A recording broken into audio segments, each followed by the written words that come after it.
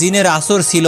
সেই যুবতীর বিবাহ সহ্য করতে পারত না, কারণ যদি কোনো মানুষ এই যুবতীর সাথে একবার সহবাস করে ফেলত তাহলে জিনের আসর ও প্রভাব চিরদিনের জন্য শেষ হয়ে যেত। তাই ইতিপূর্বে তার অন্য স্বামীদের সাথে মিলন করার পূর্বে জিনটি একটি ক্ষুদ্র এক সাপের আকৃতি ধারণ করে তার স্বামীদেরকে দংশন করত, তাই তারা মারা যেত। এবারে আমি তোমার সাথে আসায় জিনটি পূর্ব হতেই দুর্বল ও ভীতু হয়ে পড়ছিল। অতঃপর তোমার স্ত্রীর কাপড় এবং কিছু তেজস্বী লতাপাতা আমি যখন জ্বালিয়ে সর্বক্ষেত্রে জিনের মাথা যখন আমি সেই আগুনের মধ্যে ফেলে দিলাম এবং সে আগুনের ধোঁয়া চতুর্দিকে ছড়িয়ে পড়ল, তখন উক্ত জিনটি অস্থির ও উন্মত্ত হয়ে গেল।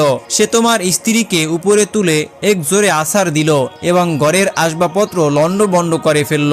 অবশেষে জিনটি পালানোর চেষ্টা করে, কিন্তু তখন আমি তাকে বন্দী করি এবং প্রচন্ড প্রহার করি, যার কারণে সে মৃত্যুর অবস্থায় পৌঁছে যায়। অতঃপর তোমরা সহবাসে লিপ্ত হলে তখন সেই জিনটি মারা যায়, আর কোনোদিনও সে তোমার স্ত্রীর কোনো ক্ষতি করতে পারবে না।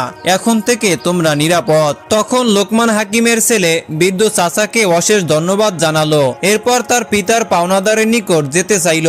তখন বৃদ্ধ লোকটি বলল, এখন কি আমার আর প্রয়োজন আছে? লোকমান হাকিমের ছেলে বলল, আমি আপনাকে ছাড়া কখনোই যাব না। আপনি আমার জীবন আল্লাহর রহমতে রক্ষা করেছেন। পথের মধ্যে আরো কত বিপদ আছে তা আমি জানি না। অতএব আমাকে শেষ পর্যন্ত আমার পিতার নিকট আপনি পৌঁছে দিবেন। এর পূর্বে আপনি বিদায় গ্রহণ করতে পারবেন না এবং আপনাকেও আমি ছাড়ছি না। এরপর লোকমান হাকিমের ছেলে তার স্ত্রীর কাছ থেকে বিদায় নিয়ে পথ চলতে আরম্ভ করলেন। একদিন এক রাত দীর্ঘ পথ সফরের পর তারা নির্দিষ্ট একটি এলাকায় গিয়ে পৌঁছালো। সেখানে গিয়ে তারা স্থানীয় লোকদের নিকট ওসামের নাম ধরে তার বাড়ির পরিচয় জানতে চাইলেন। লোকেরা তখন তাদেরকে ভয় দেখিয়ে বলছেন কি ওসামের বাড়িতে যাবেন? আপনাদেরকে আমরা পরামর্শ দিচ্ছি যে ভালো মানুষের ন্যায় টাকার দাবি ছেড়ে দিয়ে দেশে চলে যান।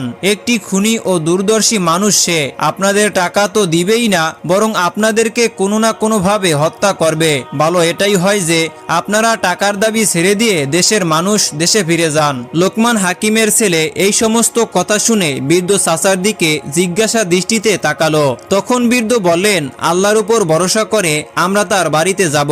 আল্লাহ যদি আমাদের হায়াত রাখেন তবে সে আমাদের কিছুই করতে পারবে না, আর আল্লাহ যদি আমাদের মৃত্যু লিখে রাখেন তাহলে আমরা যেখানেই থাকি না কেন মৃত্যুবরণ অবশ্যই আমাদেরকে করতেই হবে। চলো আমরা ওসামের বাড়ি যাই। তারা বাড়ি গিয়ে পৌঁছালো। তখন ওসাম এসে তাদের পরিচয় জিজ্ঞাসা করলো। তখন তারা তাদের পরিচয় দিল। তখন ওসাম বলল, আপনাদেরকে অতিথি হিসেবে পেয়ে আমি খুবই খুশি হয়েছি। আমি কিছুদিন থেকে লোকমান হাকিমের টাকাটা দিব বলে ভাবছি, কিন্তু সুযোগের অভাবে তা আর করতে পারছি না। যখন আপনারা এসে গেছেন তাহলে খুবই ভালো হয়েছে। এবার আমি সহজে দেনামুক্ত হতে সক্ষম হব। আপনারা আজকে আমার গরিবখানায় থাকবেন, আগামী দিন আপনাদেরকে বিদায় করব। লোকমান হাকিমের ছেলে তখন বৃদ্ধকে বলল, চাচা, আমাকে আমার পিতা এই লোকের বাসায় থাকতে নিষেধ করেছেন। বৃদ্ধ তখন লোকমান হাকিমের ছেলেকে অভয় দিয়ে বললেন, কোনো সমস্যা নেই, আল্লাহর রহমতে আমরা এখানে আজকে রাত্রে থাকব এবং কাল আমরা এখান থেকে চলে যাব। বৃদ্ধর কথার উপরে লোকমান হাকিমের ছেলে কোনো কথাই বলল না, সেখানে থাকতে রাজি হয়ে গেল। দিন শেষে রাত্রি আসলো। রাত্রিবেলায় মেহমানদেরকে উত্তম খাদ্য পরিবেশন করলো এবং উত্তম জিনিসপত্র দিয়ে তাদেরকে বিশ্রামের ব্যবস্থা করে দিল। 3 তলা বিশিষ্ট এক অট্টালিকার নিচতলায় তাদেরকে থাকার ব্যবস্থা করে দিল।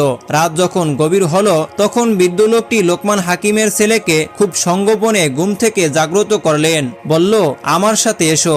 লোকমান হাকিমের ছেলে বৃদ্ধর কথায় তার পিছন চলতে লাগলো। বৃদ্ধ তখন সে অট্টালিকার 2য় তলায় গিয়ে দেখলো ওসামের ছেলে একটি খাটের উপর শুয়ে আছে। তখন লোকমান হাকিমের ছেলে ও বৃদ্ধ সেই বিছানাটি ধরে নিচতলায় নামিয়ে আনলো। সেখানে ওসাম তাদেরকে রাত্রি যাপনের জন্য বিছানা করে দিয়েছিল। সেখানে তারা ওসামের ছেলের খাটটিকে রেখে তারা দুজনে 3য় তলায় ঘুমিয়ে পড়ল এবং যখন ভোর হলো তখন তারা শুনতে পেল ওসামের চিৎকার এবং কান্নাকাটি। ওসামের চিৎকার শুনে তাদের ঘুম ভাঙলো। নিচতলায় এসে দেখলো চতুর্দিকে পানি থই থই করছে। যে কক্ষে তাদেরকে বিছানা দেওয়া হয়েছিল সেটি সেটি সম্পূর্ণ পানিতে পরিপূর্ণ হয়ে আছে। ওসামের ছেলে সেই পানিতে ডুবে মারা গিয়েছে। মৃত্যুর ছেলেকে সম্মুখে রেখে চিৎকার করে কাঁদছে। বৃদ্ধ ও লোকমান হাকিমের ছেলে যখন নিচতলায় আসলো তখন তাকে জিজ্ঞেস করলো, ভাই কি হয়েছে আপনার? ওসাম তখন বলল, আমাকে উপযুক্ত শিক্ষা দিয়েছেন। আপনারা যে এত দূরদর্শী তা আমি কখনো ভাবতেও পারিনি। আমি আমার এই নিচতলাকে একটি মরণফাঁদ হিসাবে ব্যবহার করতাম। রাত্রিবেলা এখানে সমুদ্রের ঢেউ এসে পানিতে কক্ষটি ডুবে যেত। গভীর রাতে আমি সম্মুখের দরজাটি বন্ধ করে রেখে যাই, যাতে এই কক্ষে শয়নকালে কোনো লোক বের হতে না পারে এবং পানিতে ডুবে মারা যায়। আজকেও আমি রাত্রি শেষে দরজাটি বন্ধ করে দিয়েছিলাম। তখন আমি জানতাম না যে এই কক্ষে আপনাদের পরিবর্তে আমার ছেলে ঘুমিয়ে আছে। আমি জীবনে বহু পাওনাদারকে এভাবে হত্যা করেছি। শেষ পর্যন্ত সেই পাপের প্রতিফল আমি নিজেই পেয়েছি। আমি আজ থেকে তওবা করলাম, বাকি জীবনে আর আমি এমন গর্হিত কাজ করব না। আল্লাহ পাক রব্বুল আলামিন আমাকে উপযুক্ত শাস্তি দিয়েছেন। আমি আপনাদের কাছে তওবা করে নতুন জীবন আরম্ভ করছি। আপনারা আমার এই দৃষ্টান্তপূর্ণ অপরাধকে ক্ষমা করে দিন। বৃদ্ধ লোকটি ওসামের কথা শুনে বললেন, আল্লাহ আপনাকে হেদায়েত করার জন্যই আমাদেরকে প্রেরণ করেছেন। যে অপরাধ তুমি জীবনভর করছো তার জন্য আল্লাহর কাছে ক্ষমা প্রার্থনা করো। তোমার নিকটে যে সমস্ত মানুষের টাকা পাওনা আছে বা যারা তোমার নিকট টাকা পেত তাদের বাড়ি গিয়ে ঋণ পরিশোধ করে আসো, না হয় আল্লাহ তাআলা তোমাকে ক্ষমা করবে না। ওসাম তখন লোকমান হাকিমের পাওনা টাকা এনে তার ছেলের হাতে দিয়ে বলল, আমি অল্প কিছুদিনের মধ্যেই বাকি সকল পাওনাদারের টাকা ফিরিয়ে দিব। আমি যে ছেলের ভবিষ্যতের জন্য এই জঘন্য পন্থায় টাকা উপার্জন করছি, আমার সে ছেলে আজ আমার সম্মুখে মারা গেল। আমার আর কোনো ছেলে মেয়ে নেই, অতএব আমি আর কার জন্য টাকা উপার্জন করব? তখন ওসাম আরো বললেন, আমার লোভের পরিসমাপ্তি ঘটেছে। ওসামের নিকট থেকে টাকা নিয়ে বৃদ্ধ লোকটি এবং লোকমান হাকিমের ছেলে দেশের দিকে রওনা করলেন। প্রতিমধ্য শ্বশুর বাড়িতে এসে তারা বিশ্রাম নিলেন। লোকমান হাকিমের ছেলে পরের দিন তার স্ত্রীকে বলল, এখন আমার পিতার সঙ্গে দেখা করতে যেতে হবে, অতএব তাড়াতাড়ি প্রস্তুতি নাও, আগামী দিনে আমরা যাতে রওনা করতে পারি। তখন তার স্ত্রী বলল, সবই ঠিক আছে, কিন্তু আমার এই বিশাল সম্পদের দায়িত্বভার আমি কার কাছে রেখে যাব?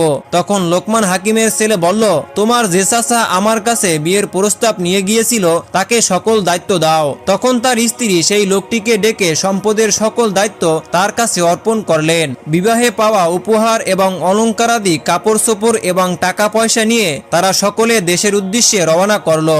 একদিন এক রাত ধরে দীর্ঘ পথ অতিক্রম করার পর তারা দেশে এসে পৌঁছালো।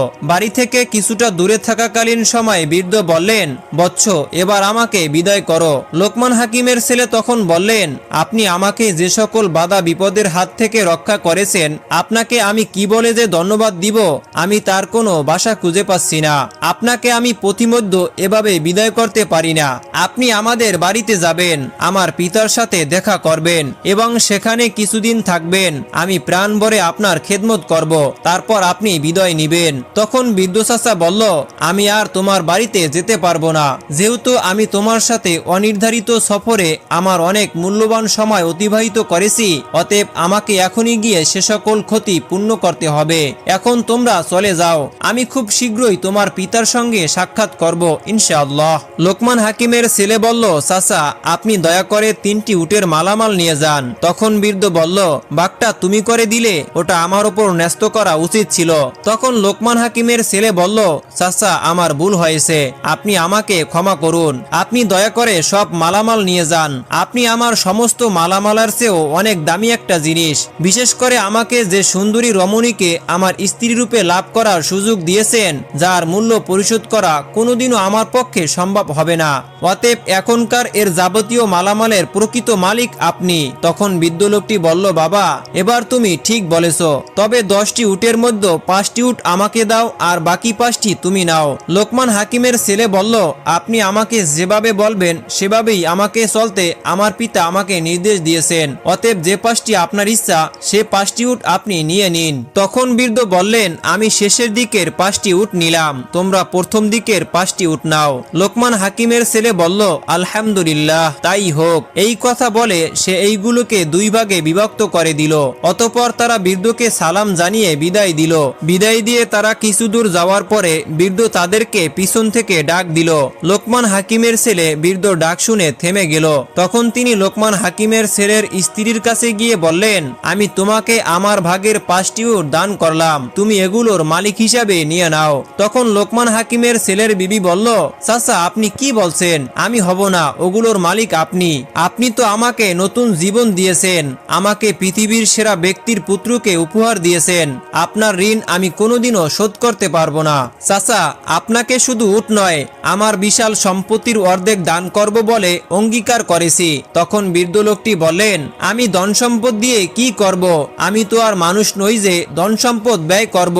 তখন তারা স্বামী স্ত্রী অবাক হয়ে তার কাছে অবনত মস্তিষ্কে জিজ্ঞাসা করলেন, চাচা মিয়া আপনি কি বলছেন? তাহলে আপনি কে? তখন বৃদ্ধ লোকটি বললেন, আমি হাফিজ নামক এক ফেরেশতা। আমি নেককার বান্দাদেরকে মহা বিপদের কবল থেকে রক্ষা করি, এটাই আমার দায়িত্ব। আমি লোকমান হাকিমের ছেলের হেফাজতের দায়িত্ব নিয়েছিলাম, আমি তাকে দুর্যোগ মোকাবেলায় সাহায্য করেছি। আল্লাহ তোমাদের মঙ্গল করুন। এই বলে বৃদ্ধ লোকটি নিরুদ্দেশ হয়ে গেলেন। লোকমান হাকিমের ছেলে ও তার স্ত্রী তখন আল্লাহর দরবারে শুকরিয়া আদায় করে বাড়িতে পৌঁছে গেলেন। তখন তার পিতা লোকমান হাকিম তার ছেলেকে এবং ছেলের স্ত্রীকে ঘরে তুলে নিলেন। অতঃপর লোকমান হাকিম পুত্রের নিকট সফরের যাবতীয় ঘটনা শুনে আল্লাহর দরবারে শুকরিয়া আদায় করলেন। প্রিয় দর্শক, এই ছিল লোকমান হাকিমের ছেলের বিবাহের বিস্ময়কর ঘটনা। এই ভিডিওটি যদি আপনাদের ভালো লেগে থাকে তাহলে অবশ্যই ভিডিওটিতে একটি লাইক করে এবং কমেন্ট করে আপনাদের মূল্যবান মতামত জানান। এরকম ভিডিও পেতে অবশ্যই চ্যানেলটি সাবস্ক্রাইব করুন।